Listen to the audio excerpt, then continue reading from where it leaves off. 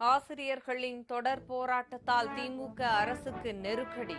சம வேலைக்கு சம ஊதியம் கேட்டு 3வது நாளாக இன்றும் சாலை மறியல்.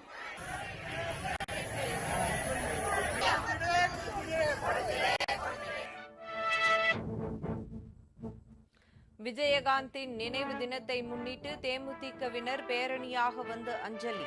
பல்வேறு அரசியல் தலைவர்களும் நினைவிடத்தில் மரியாதை.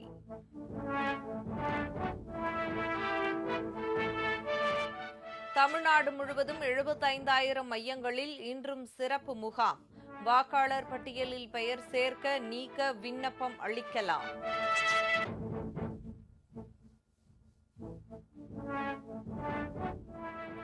இந்திய கம்யூனிஸ்ட் கட்சியின் மூத்த தலைவர் நல்லக்கண்ணு உடல்நலம் பாதிப்பு. மீண்டும் ராஜீவ்காந்தி அரசு மருத்துவமனையில் அனுமதி. எல்லை தாண்டிய குற்றச்சாட்டில் தமிழக மீனவர்கள் 3 பேர் சிறைப்பிடிப்பு. தொடர்கதையாகிறது இலங்கை கடற்படையின் அத்துமீறல்.